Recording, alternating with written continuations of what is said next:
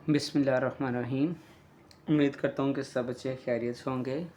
बेटा हम 9 चैप्टर पढ़ रहे थे और 9 चैप्टर में आज हम अपनी लास्ट एक्सरसाइज पढ़ेंगे, एक्सरसाइज नंबर 9.4।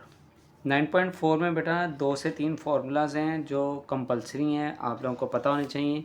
वो मैं बुक से मार्क करवाता हूँ। बुक से इसलिए मार्क करवाता हूँ कि आपको पेज नंबर भी याद है। तो बेटा सबसे पहले जो एक फॉर्मूला है वो है sum of interior angle. Sum of interior angles क्या है? The formula for sum of interior angles of n sided polygon is n-2 multiply 180 degree. ये तब यूज़ करेंगे जब सम का कोई उसमें वर्ड यूज़ हो। फिर अगर इंटीरियर एंगल फाइंड करना है तो उसमें हमारे पास फॉर्मूला है n-2 multiply 180 degree divided by n। इसके बाद बेटा एक्सटीरियर एंगल उसी पेज नंबर 177 पे हैं एक्सटीरियर एंगल। इसमें बच्चों क्या है? एक्सटीरियर एंगल का फॉर्मूला बहुत ही सिंपल है, 360 डिग्री डिवाइडेड बाय n। तो एक्सरसाइज स्टार्ट करने से पहले ये 3 फार्मूलाज मैंने आप लोगों को बता दिए। इनका यूज़ हमारा क्वेश्चन नंबर 1 में काफ़ी हद तक होगा। बेटा क्वेश्चन नंबर 1 को अब स्टार्ट करते हैं। क्वेश्चन की स्टेटमेंट में है what is the sum of the interior angles of a decagon. Decagon होता है बेटा एन साइडेड डायग्राम। तो इसमें नंबर ऑफ साइड्स कितने हो जाएंगी? 10। सम ऑफ इंटीरियर एंगल, सम का फॉर्मूला पहले ही मैंने बता दिया था, n-2 मल्टीप्लाई बाय 180 डिग्री। तो बेटा n की जगह क्या आ जाएगा? 10। 10-2 मल्टीप्लाई 180। 10 में से 2 माइनस कर दें 8। 8 मल्टीप्लाई बाय 180 तो बेटा हमारे पास आ जाएगा 1440 डिग्री। इसके बाद है calculate the measure of each interior angle of regular hexagon. Hexagon होता है बेटा 6 साइडेड डायग्राम, तो नंबर ऑफ साइड्स इसमें 6 आ जाएंगी।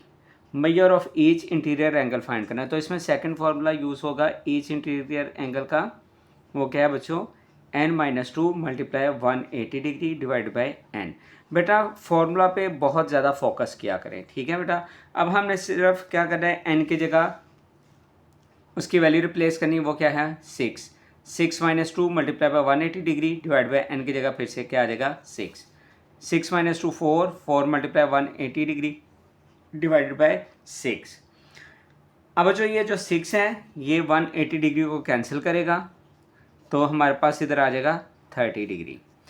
4 मल्टीप्लाई बाय 30 डिग्री क्या हो जाएगा बेटा? 120 डिग्री। अब हम इसका थर्ड पार्ट देखते हैं। थर्ड पार्ट में क्या है बच्चों? What is each exterior angle of regular hexagon. Exterior angle का फॉर्मूला बेटा बहुत ही सिंपल, बहुत ही आसान सा है। सबसे पहले देखें, हमारे पास पेंटागोन है, पेंटागोन की साइड होती हैं 5, तो ईच एक्सटीरियर एंगल क्या है? 360 डिवाइड बाई एन। एन की जगह बेटा क्या आ जाएगा? 5। 360 को हम 5 से डिवाइड करेंगे तो बेटा ये कैंसिल होके हमारे पास क्या आ जाएगा? 72 डिग्री। ठीक है बेटा। अब हम इस क्वेश्चन का लास्ट पार्ट देखें, पार्ट नंबर 4। इसमें क्या है? इफ़ सम ऑफ इंटीरियर, फिर से सम का वर्ड यूज़ हुआ है, sum of interior angles of a polygon is 1260 degree, how many sides does polygon have. इसमें बेटा हमने साइड्स फाइंड करनी है, मतलब n की वैल्यू फाइंड करना है। इसमें सम ऑफ इंटीरियर एंगल्स उसने खुद से बता दिया वो क्या है? 1260 डिग्री। इसका फॉर्मूला लिखेंगे n-2 मल्टीप्लाई बाय 180 डिग्री।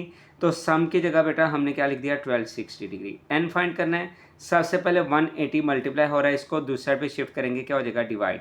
बेटा ये 180 डिग्री को जब आप डिवाइड करेंगे 1260 से तो आपके पास आ जाएगा आंसर 7। 7 इक्वल्स टू n-2 -2 दूसरी साइड पे शिफ्ट कर दे, क्या हो जाएगा? +2। 7 में 2 प्लस कर दे तो क्या हो जाएगा? 9। इसके साथ बेटा हमारा क्वेश्चन नंबर 1 क्या हो जाएगा? कंप्लीट हो जाएगा।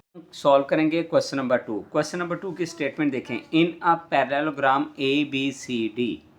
ABCD पैरेललोग्राम है, ये मैंने ड्रॉ भी की है, ABCD। इसमें AB की लेंथ है 10 सेंटीमीटर, AD की वैल्यू है 6 सेंटीमीटर। AB क्या है? 10 सेंटीमीटर, AD क्या है बच्चों? 6 सेंटीमीटर। फिर एंगल उसने बताया BAD 45 डिग्री। एंगल बड़े ध्यान से समझना, BAD जो मिड वाला होता है ना नंबर, वहाँ पे एंगल बनता है, क्योंकि आपको पता है कि इस तरह से BAD लाइंस यूँ आ रही हैं और ये वर्टेक्स बन रहा है, तो यहाँ पे एंगल बना हुआ है और वो एंगल क्या है बच्चों 45 degree. Calculate the area of A B C D. हमने बेटा ये जो पैरेललोग्राम है ए बी सी डी इसका एरिया फाइंड करना है। तो बेटा आपको एरिया ऑफ पैरेललोग्राम सबसे पहले पता होना चाहिए, वो क्या होता है base multiply by height. Height हमारे पास नहीं है, हमने इसकी हाइट को कंसीडर कर लिया एच के इक्वल और बिल्कुल स्ट्रेट परपेंडिकुलर ड्रॉ किया, ठीक है। और ये 90 का एंगल बन जाएगा, ये 45 का हमें गिवन था। तो बच्चों सबसे पहले देखें मैंने डेटा लिख दिया, उसके बाद एरिया ऑफ पैरेललोग्राम क्या होता है base multiply by height. Base क्या है ए बी और हाइट क्या है डी ई। तो बेटा डी ई की वैल्यू हमारे पास नहीं है, ये हमें फाइंड करना पड़ेगी, ये हमने एज्यूम की है एच।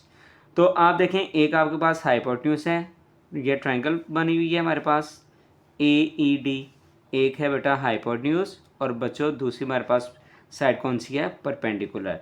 तो जो साइन थीटा है ना बेटा उसमें क्या आता है आपके पास परपेंडिकुलर ओवर हाइपोटेन्यूज आता है, ये मैंने इधर क्वेश्चन में भी लिखा हुआ है। एंगल कौन सा है पॉइंट ए पे बना है, हमने एंगल ए का नाम दे दिया। बेटा परपेंडिकुलर इसमें क्या है डी ई और बेस डी ई इसमें परपेंडिकुलर और इसके साथ बच्चों हाइपोटेन्यूज आना है। हाइपोटेन्यूज क्या है बेटा हमारे पास ए डी, ये मैंने इधर लिख दिया। एंगल ए की जगह बेटा क्या आ जाएगा 45 डिग्री और डी ई क्या है हमारे पास डी से ई वो एच फाइंड करना है हमने। और ए डी क्या है ए डी हमारे पास है 6। साइन 45 डिग्री की वैल्यू कैलकुलेट कर लें कैलकुलेटर से, तो बेटा वो आपके पास आएगी 1/√2 इक्वल्स टू एच बाई 6 को हमने क्रॉस मल्टीप्लाई कर दिया। अब बेटा इसको हम मज़ीद सिंप्लीफाई थोड़ा सा करेंगे। डिनोमिनेटर में √2 है, इसको रैशनलाइज किया, मल्टीप्लाई भी कर दिया और डिवाइड भी कर दिया। 6√2 और डिनोमिनेटर में आ जाएगा √2 का होल स्क्वायर। 6√2 डिवाइड बाय √2 का होल स्क्वायर। स्क्वायर से √2 कैंसिल होकर क्या आ जाएगा डिनोमिनेटर में 2 और 6 कैंसिल हो रहे हैं, 2 3 ज़ा 6, 3√2 बेटा h आ गया। h हमारे पास क्या था बेटा डी ई की वैल्यू आ गई। अगेन मैंने फॉर्मूला लिख दिया, एरिया ऑफ पैरेललोग्राम क्या है बेस ए बी और हाइट क्या है D E, base multiply by height. Base क्या है बेटा हमारे पास 10 और हाइट हमारे पास आ गई 3√2, 10 3 ज़ा 30 √2 सेंटीमीटर स्क्वायर। नेक्स्ट बच्चों क्वेश्चन नंबर 3। क्वेश्चन नंबर 3 में देखिएगा हमारे पास क्या लिखा है in a parallelogram A B C D. क्या है बच्चों पैरेललोग्राम है ए बी सी डी, ये हमने ड्रॉ भी की है A B C D. If angle D A B, फिर से डी ए बी, ए है सेंटर में तो बेटा ये वर्टेक्स बनेगा, यहाँ पे 70 डिग्री है। Find the measures of all other angles in the parallelogram. तो बेटा हमने बाकी तमाम एंगल्स जो हैं वो फाइंड करने हैं। मसलन ये पॉइंट बी है, इधर एंगल बी हो जाएगा, ये पॉइंट सी है, वर्टेक्स सी बन रहा है तो ये एंगल सी और इस साइड पे क्या आ जाएगा एंगल डी। बेटा पैरेललोग्राम में ना ऑपोजिट एंगल्स इक्वल होते हैं, एंगल ए इक्वल होगा एंगल सी के, एंगल बी इक्वल होगा एंगल डी के। तो बेटा सबसे पहले जो वैल्यू गिवन थी एंगल ए और एंगल सी आपस में क्या है बच्चों इक्वल, तो एंगल ए 70 एंगल सी भी क्या हो जाएगा 70 डिग्री। अब बच्चों स्ट्रेट लाइन पे अगर 2 एंगल्स बन जाए ना इस फॉर्म में, इस तरह से एक इस साइड पे है एक इस साइड पे है, तो बेटा ये इकट्ठे होके ना ये देखें ये प्रोटेक्टर डी बन जाता है और ये क्या होता है बेटा हमारे पास 180 डिग्री। तो इन 2 एंगल्स का सम क्या हो जाएगा बच्चों 180 डिग्री। तो इधर क्या है angle A plus angle B equals to 180 degree. ये मैंने आपको रीज़न भी बता दिया है और मैंने लिख भी दिया angles on and points of a side. Angle A की वैल्यू हमारे पास है, एंगल ए की वैल्यू क्या है बच्चों 70, angle B as it is रहेगा इक्वल्स टू 180, प्लस 70 इस साइड पे आके क्या हो जाएगा -70। 180 में से बेटा 70 माइनस कर देंगे तो हमारे पास एंगल बी की वैल्यू आ जाएगी 110। अब एंगल बी के ऑपोजिट कौन से एंगल हैं बेटा एंगल डी। एंगल बी और एंगल डी क्या होंगे इक्वल, जो वैल्यू एंगल बी की है वही एंगल डी की है और वो क्या है 110 डिग्री। बेटा क्वेश्चन नंबर 5 में देखें, क्वेश्चन नंबर 5 के स्टेटमेंट में है टेसलेशन। टेसलेशन बेटा ये होता है कॉम्बिनेशन ऑफ डिफरेंट फिगर्स। जिसमें हेक्सागोन ट्रायंगल्स मिलके बेटा जो है वो फिर से कोई ना कोई डायग्राम की फॉर्म में आ जाए तो वो क्या होता है, टेसलेशन होता है। ठीक है, A tessellation is created by repeatedly reflecting a basic shapes. The basic shape, अब देखिए उसने क्या कहा है कि ये बेसिक शेप जो रिपीट होती रहती है वो मिलके एक टेसलेशन बनाती हैं। अब उसने कहा the basic shape is a right angle triangle. ये जो बेसिक शेप है ना, ये है एक राइट ट्राइंगल और विद साइड्स ऑफ लेंथ, और उनकी लेंथ भी उन्होंने बता दी है 3, 4 and 5 units. Find the minimum number of reflection needed to create a tessellation that covers a square with an area of 36 square units. Question की statement के according ये जो राइट ट्राइंगल बनी है ना, उसने कहा कि इसमें कितने मिनिमम नंबर्स चाहिए होंगे, कितनी ट्राइंगल्स होंगी कि वो 3600 स्क्वायर यूनिट्स एरिया को कवर करेंगी। तो बेटा अब हम देखते हैं इसका सॉल्यूशन। अब बच्चों इसका हम देखते हैं सॉल्यूशन। हमारे पास एक राइट ट्रायंगल थी, हमने उसको नाम दिया ABC और साइड सी 3, 4, 5, हमने 3 बेस रख ली, 4 परपेंडिकुलर। हाइपोटेन्यूज आपको पता होना चाहिए कि तीनों साइड्स में बड़ी वैल्यू जो होती है वो हाइपोटेन्यूज होता है। हम इधर लिख रहे हैं basic shapes is right angle triangle with sides 3, 4, 5 units. अब बच्चों एरिया ऑफ ट्राइंगल ABC क्या होता है, 1/2 base multiply by height. Base हमारे पास क्या है 3 और हाइट क्या है 4, मतलब परपेंडिकुलर। तो इसमें देखें 3 4 जार क्या हो जाएगा 12 हो जाएगा, 2 और 12 कैंसिल होंगे, 6 6 1 जार 6 के यूनिट इसका बेटा हमारे पास आंसर आया है। अब area to be covered, area उसने कितना बताया हमें 3600 स्क्वायर यूनिट। अब नंबर ऑफ रिफ्लेक्शन से कहा है कि मिनिमम कितनी होंगी कि ये जो है ना इस एरिया को कवर करें। तो बेटा इसका फॉर्मूला हम बनाएंगे, टोटल एरिया जो था divided by area of triangle, total area divided by area of triangle. Total area given है 3600 और एरिया ऑफ ट्राइंगल अभी हमने फाइंड किया वो क्या है 6। तो बेटा 6 के साथ ये 36 कैंसिल हो जाएगा, 6 6 36 और 2 जीरोज़ हैं तो ये 600 आ जाएगा। तो इसका आंसर आएगा 10 मिनिमम 600 रिफ्लेक्शंस आर नीडेड। बेटा 600 ये ट्राइंगल मिलेंगी तो फिर आपका क्या होगा, एक टेसलेशन 3600 स्क्वायर यूनिट का कंप्लीट होगा। बेटा अब क्वेश्चन नंबर 6 देखिएगा। क्वेश्चन नंबर 6 की स्टेटमेंट सबसे पहले समझिएगा, बहुत ही ध्यान से ये समझने वाली स्टेटमेंट है। एक स्टेटमेंट में ये 2 क्वेश्चन हैं, ठीक है। तो सबसे पहले बेटा स्टेटमेंट में क्या लिखा है, a tessellation is created using regular hexagon. एक टेसलेशन बनेगी रेगुलर हेक्सागोन से। Each hexagon has a side length of 5 centimetre.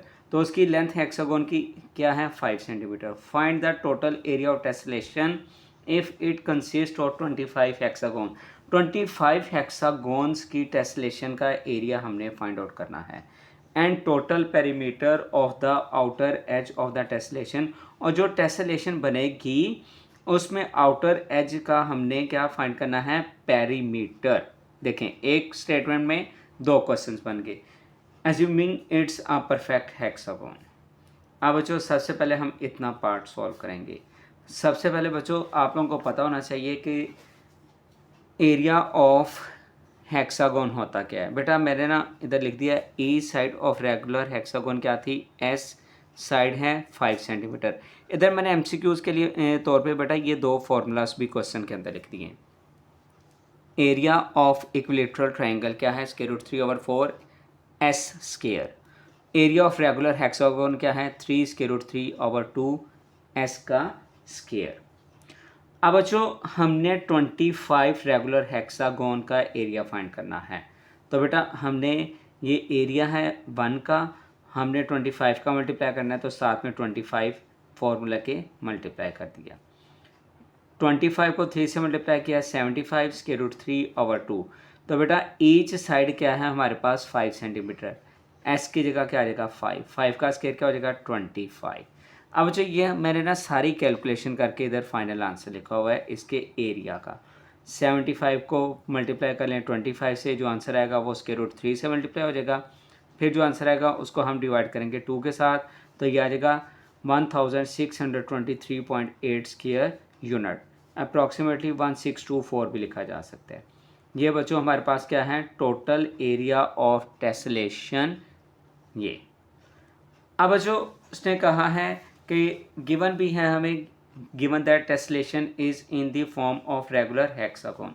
हमने ना उसकी साइड x कंसीडर कर ली, जो उसकी लेंथ है। हेक्सागोन 6 साइडेड है तो हमने x कंसीडर कर लिया। ये हमने अब पेरीमीटर फाइंड करना है। तो एरिया ऑफ टेस्लेशन, फिर से मैंने लिखा 3√3/2 x का स्क्वायर, ठीक है। इधर मैंने s यूज़ कर लिया था, यहाँ पे मैंने x यूज़ कर लिया है, s भी यूज़ कर सकते हैं। पेरीमीटर होता है सम ऑफ ऑल साइड्स। देखें ये एक रेगुलर हेक्सागोन है, 6 साइडेड डायग्राम। ये देखें, एक भी लेंथ हमें पता चल गई तो हम 6 से मल्टीप्लाई कर देंगे, वो 6 का क्या हो जाएगा, सम। बेटा 6 को मल्टीप्लाई करेंगे वो पूरी साइड्स का सम हो जाएगा और वो क्या आ जाएगा, पेरीमीटर। एरिया ऑफ टेस्लेशन हमने अभी फाइंड किया हुआ, वो क्या है 1623.8 इक्वल 3√3/2 x का स्क्वायर। x फाइंड करना है। ये सारी वैल्यूज़ हमने दूसरी साइड पे शिफ्ट की। 2 जो है क्रॉस मल्टीप्लाई हो जाएगा इसके साथ, वैल्यू के साथ। फिर 3√3 मल्टीप्लाई हो रहा है x स्क्वायर के साथ, इस साइड पे शिफ्ट करेंगे तो क्या हो जाएगा, डिवाइड हो जाएगा। मैं फिर से रिपीट कर रहा हूँ, 2 मल्टीप्लाई हो जाएगा 1623.8 के साथ, 3√3 मल्टीप्लाई हो रहा था वहाँ पे दूसरी साइड पे, इस साइड पे आके क्या हो जाएगा, डिवाइड। इस पूरी वैल्यू की हमने कैलकुलेशन निकाली, 2 को मल्टीप्लाई कर लिया, बाद में 3√3 के साथ हमने डिवाइड किया, हमारे पास आ जाएगा 625। एक्स स्क्वायर की वैल्यू क्या आ गई, 625। हमें फाइंड करना है x, दोनों तरफ स्क्वायर रूट किया, स्क्वायर रूट से स्क्वायर क्या हो जाएगा, कैंसिल, इधर x आ जाएगा। 625 का स्क्वायर रूट क्या होता है, 25 सेंटीमीटर। पेरीमीटर फाइंड करना है, पेरीमीटर ऑफ टेस्लेशन हेक्सागोन क्या होता है, हेक्सागोन की 6 साइड्स हैं, ये इधर भी मैंने आपको बताया है। तो 6 × 25 ये क्या आ जाएगा, 150 सेंटीमीटर। तो बेटा इसके साथ ही ये क्वेश्चन कंप्लीट हो गया। ये एक क्वेश्चन में 2 पार्ट्स थे। पहले में बेटा हमने क्या इसमें फाइंड करना था, एरिया फाइंड करना था, और बाद में हमने इसमें पेरीमीटर फाइंड करना था। बेटा क्वेश्चन नंबर 7 की स्टेटमेंट में क्या है, अ रेक्टेंगुलर फ्लोर, एक रेक्टेंगुलर फ्लोर है इस फॉर्म में, रेक्टेंगल की फॉर्म में, इस 12 मीटर बाय 15 मीटर, ये उसकी लंबाई है, ये इसकी चौड़ाई है, लेंथ और width. How many square tiles, उसमें कितनी स्क्वायर टाइल लगेंगी ईच। अब उसका साइज होता है 1 metre by 1 metre. Are needed to cover the floor, इस पूरे रेक्टेंगल को कवर करने के लिए कितने स्क्वायर्स की टाइल्स लगेंगी कि वो इसको कवर अप कर दें।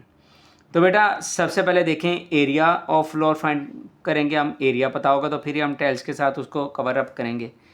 एरिया फाइंड करने के लिए क्या करेंगे, देखें 12 बाय 15 है, 12 को हमने 15 से मल्टीप्लाई कर देना है। 12 को 15 से मल्टीप्लाई किया, 180 आंसर आ जाएगा, 180 मीटर स्क्वायर। ये फ्लोर की बेटा इसमें टोटल एरिया है।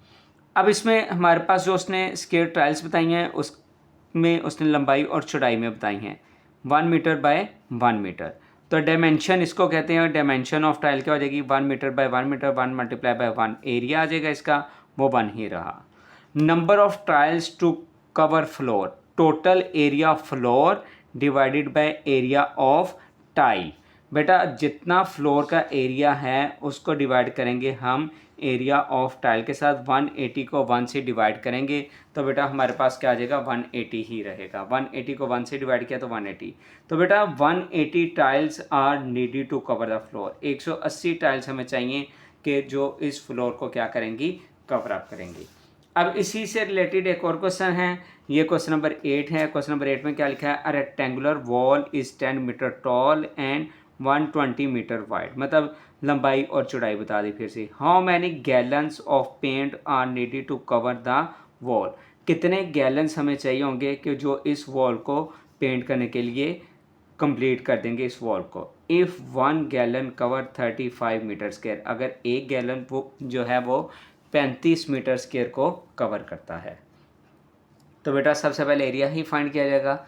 लेंथ ऑफ वॉल क्या है 10 मीटर, विड्थ ऑफ वॉल क्या है 120 मीटर। एरिया ऑफ वॉल मतलब रेक्टेंगुलर की फॉर्म में है, तो बच्चों क्या हो जाएगा, लेंथ मल्टीप्लाई बाय विड्थ। तो 10 को हम मल्टीप्लाई करेंगे 120 से, ये हो जाएगा 1200 मीटर स्क्वायर। ये हमारे पास एरिया ऑफ वॉल आ गया। अब एक गैलन जो है ना वो कितना एरिया कवर करती है, वो है 35 metre square. 1 gallon cover area equals to 35 metre square. तो बेटा 1200 मीटर स्क्वायर को कवर करना है नंबर ऑफ गैलन्स रिक्वायर्ड, या कवर भी लिख सकते हैं 1200 मीटर स्क्वायर को। तो 1200 है डिवाइडेड बाय बेटा हमारे पास क्या है, गैलन कवर एरिया 35 एक के साथ ये है, टोटल एरिया ये है, एक गैलन के साथ इतना एरिया कवर हो रहा है। 1200 को 35 से डिवाइड किया जाएगा 34.29, अप्रॉक्सीमेटली बेटा ये क्या हो जाएगा 34। बेटा क्वेश्चन नंबर 9, क्वेश्चन नंबर 9 की पहले स्टेटमेंट देखें। क्वेश्चन नंबर 9 की स्टेटमेंट में क्या है, a rectangular wall has a length of 10 metre, एक रेक्टेंगुलर वॉल है उसकी लेंथ 10 मीटर है, एंड अ विड्थ वो क्या है 4 metre. If 1 litre of paint cover 7 metre square, अगर 1 लीटर में वो 7 मीटर स्क्वायर कवर करता है area, how many litres of paint are needed to cover the wall, तो कितने लीटर आपको पेंट से ही होगा कि जो वॉल को कंप्लीट करेगा। पिछले क्वेश्चन की तरह ही है, क्वेश्चन नंबर 8 की तरह ही है। तो बेटा सबसे पहले देखें लेंथ ऑफ वॉल क्या उन्होंने बताई है 10 मीटर, विड्थ ऑफ वॉल क्या है 4 metre, area of wall length multiply width 10 4 are 40 metre square. फिर गिवन क्या है 1 लीटर ऑफ पेंट कवर्स कितना है 7 metre square, number of litres to paint to cover wall 1 metre square क्या है 1/7 हो जाएगा, कि 1 मीटर स्क्वायर को कितना कवर कर रहा है 1/7। ये लिखना ज़रूरी भी नहीं है, आप डायरेक्ट भी सॉल्व कर सकते हैं। Number of litres of paints to cover 40 metre square, जैसे पिछली क्वेश्चन में मैंने क्या किया था, हमारे पास एरिया था और डिवाइड हमने कर दिया था कि कितने उसमें एरिया कवर किया हुआ था, एक गैलन के साथ 35 था, इसमें कितना बेटा 7 है, तो 40 को हम डिवाइड कर देंगे 7 के साथ, तो बेटा ये आ रहा है 5.71 लीटर, अप्रॉक्सीमेटली बेटा 6 लीटर। 6 लीटर जो है वो पेंट चाहिए हमें 40 मीटर स्क्वायर वॉल को पेंट करने के लिए। अब जो लास्ट क्वेश्चन इस एक्सरसाइज का question number 10, a window has a trapezoidal, trapezoidal 4 sided diagram होती है, शेप होती है, with parallel side of 3 metre and 1.5 metre and a height of 2 metre, find the area of the window. एक window है trapezoidal shape, ये इधर मैंने draw की हुई है, ये ट्रेपिजॉइडल शेप है, उसमें एक साइड क्या है 1.5 मीटर है, दूसरी साइड क्या है 3 मीटर है, और इसमें हाइट उसने बताई है 2 मीटर है। ये एक विंडो बनाई है उसने। Length of first side S1 3 metre, length of second side S2 equals to 1.5 metre, height of the trapezium वो क्या है 2 मीटर। बेटा एरिया ऑफ ट्रेपिजॉइडल विंडो, बेटा ये जो एरियाज वगैरह किस तरह के फॉर्मूलाज आते हैं ना, इनको आप हाईलाइट किया करें, ये MCQs में भी पूछे जा सकते हैं। तो इसका फॉर्मूला होता है S1 plus S2 divided by 2 multiply by height, S1 plus S2 divide by 2 multiply by height. S1 की वैल्यू रिप्लेस की 3, S2 की वैल्यू रिप्लेस की 1.5 divided by 2 multiply by H की जगह क्या आ जाएगा बेटा 2 आ गया। तो बेटा अब देखें कि जो 2 है वो इस 2 से क्या हो सकता है कैंसिल हो सकता है, इस स्टेप में कर देंगे नेक्स्ट स्टेप में, ये आप लोगों की अपनी मर्जी है बेटा। 3 में 1.5 प्लस कर दें 4.5 और 2 से कैंसिल, ऊपर वाले स्टेप में कर दें, इधर कर दें, तो आपके पास फाइनल आंसर आ जाएगा 4.5 मीटर स्क्वायर एरिया है, इसलिए बेटा इसको स्क्वायर यूनिट में लिखा जाता है। इसके साथ ही बेटा हमारी ये एक्सरसाइज कंप्लीट होगी। आप लोग कमेंट्स में मुझे ज़रूर बताइएगा बेटा, अगर कोई किसी क्वेश्चन में कोई इशू हो तो वो भी लास्ट में डिस्कस कीजिएगा। ओके बेटा, अपना ख्याल रखना, अल्लाह हाफिज़।